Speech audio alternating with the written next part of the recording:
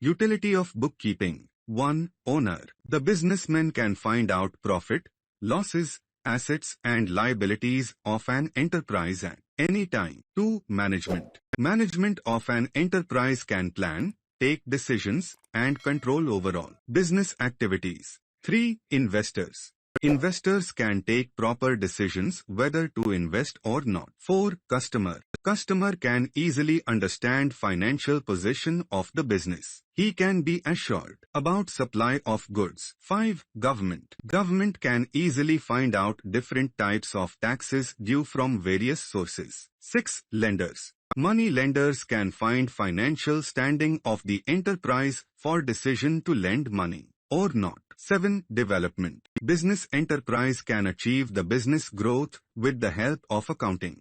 विद्यार्थी मित्रांनो, आता आपण पाहणार आहोत युटिलिटी ऑफ बुककीपिंग. मित्रांनो, लक्षात घ्या, माझे सर्व लेक्चर्स हे इंग्लिश आणि मराठी मधून असतील.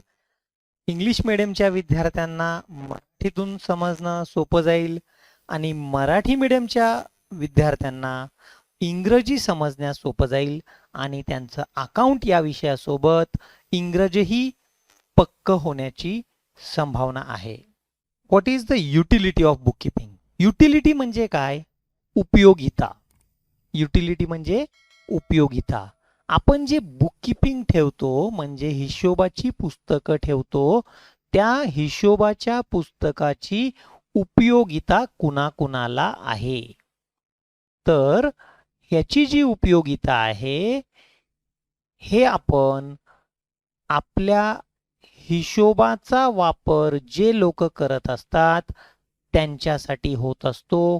त्याला आपण स्टेक होल्डर्स म्हणतो. स्टेक होल्डर्स म्हणजे काय? Stakeholders are the persons who are having the direct interest in the company. It is a stakeholders. तर स्टेक होल्डर्स म्हणजे कोण? ज्यांच्या कंपनीमध्ये काही ना काहीतरी हितसंबंध आहे. उदाहरणार्थ ओनर्स म्हणजे मालक. मालकाला आपल्या व्यवसायामध्ये किती नफा झाला हे पाहायचं असतं. मॅनेजमेंट म्हणजे बोर्ड ऑफ डायरेक्टर्स, त्यानंतर सेक्रेटरी, चीफ एक्झिक्युटिव्ह ऑफिसर्स, याला आपण मॅनेजमेंट असं म्हणायचं. इन्व्हेस्टर्स म्हणजे गुंतवणूकदार, कस्टमर्स म्हणजे ग्राहक आणि गव्हर्नमेंट म्हणजे शासन, लेंडर्स म्हणजे सावकार आणि डेव्हलपमेंटसाठी.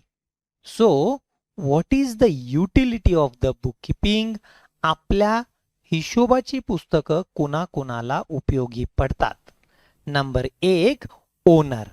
The businessman can find out the profit and loss, assets and liabilities of an enterprise at any time. आपल्या व्यवसायाला नफा किती झाला, तोटा किती झाला, आपली संपत्ती किती आहे म्हणजे असेट्स किती आहे आणि आपल्या व्यवसायाचं देणं किती आहे हे सर्व आपण काय करू शकतो? शोधून काढू शकतो. Number 2, the utility of the bookkeeping to the management. मोठ्या कंपन्यांमध्ये कंपनी चालवणारे जे लोक असतात ते म्हणजे मॅनेजमेंट आणि जे गुंतवणूक करतात त्यांना आपण काय म्हणायचं?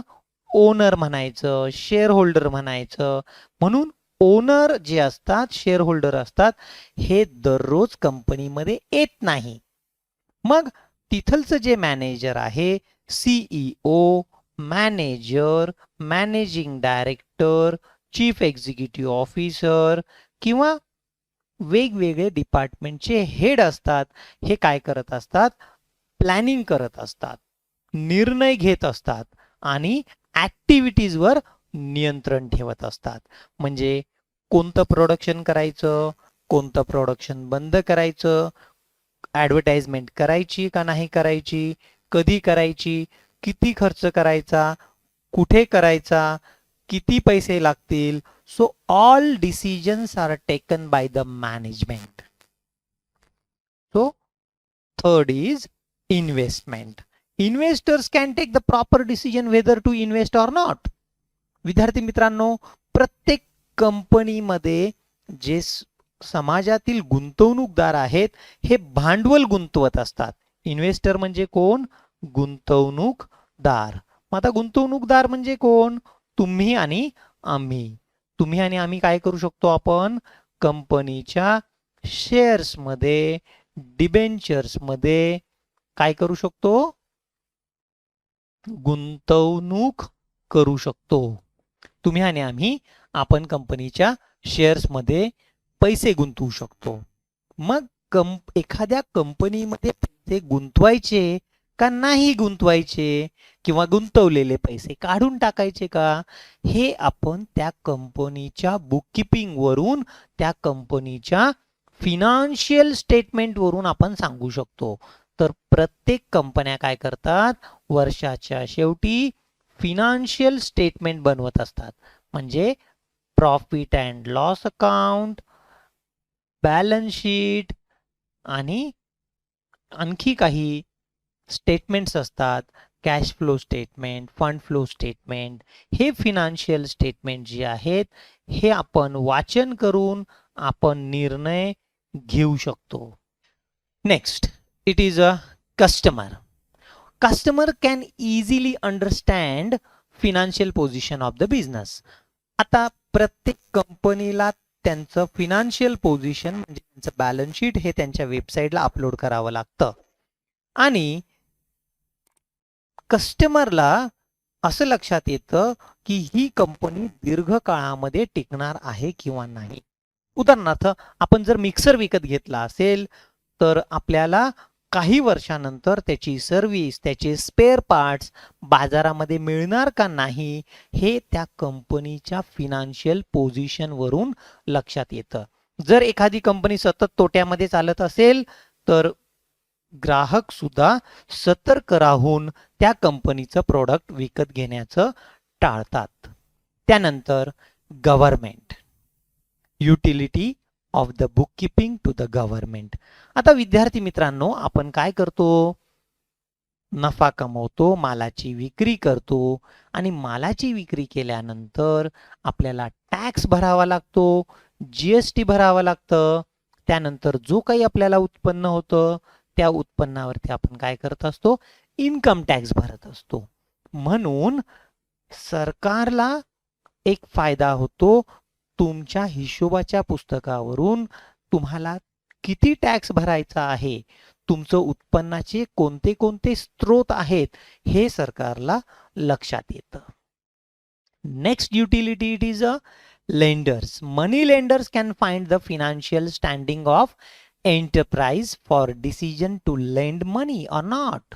विद्यार्थी मित्रांनो, नवीन कंपन्यांना भागांची विक्री केल्यानंतर आणखी पैसे हवे असेल तर ते बँक किंवा नॉन बँकिंग फिनान्शियल इन्स्टिट्यूशन्स कडून हे काय करत असतात? कर्ज घेत असतात, लोन घेत असतात. मग ह्या बँकांना कंपनीला कर्ज द्यायचं का नाही हे निर्णय आपण म्हणजे बँकांना घेता येतं. And the last utility, the business enterprise can achieve the business growth with the help of accounting. हिशोब पुस्तकावरून आपल्या व्यवसायाची ग्रोथ आहे किंवा नाही हे आपण ठरवू शकतो आणि पुढे निर्णय घेऊ शकतो. जर डेव्हलपमेंट होत नसेल तर स्ट्रॅटेजिक प्लॅनिंग कशा पद्धतीने करता येईल हे आपण ठरवतो. Thus, my dear students, these are the utilities of the bookkeeping. Owner can ascertain the profit and loss. Management can make the planning. They can take the decision. Investor can take whether to invest or not. Customer can take whether the company is in a position to supply the goods continuously. And government can easily find out various sources of income. And the lenders, that is the bank and non-banking financial institution, will take the decision whether to lend money. कर्ज द्यायचं किंवा नाही हे बँका ठरवतात. आणि कंपनीला overall आपल्या व्यवसाय कुठे आहे, ग्रोथ आहे का नाही हे ठरवता येतं. विद्यार्थी मित्रांनो, आजचा व्हिडिओ तुम्हाला कसा वाटला मला अवश्य कमेंट बॉक्समध्ये कळवा. Thank you. Bye bye.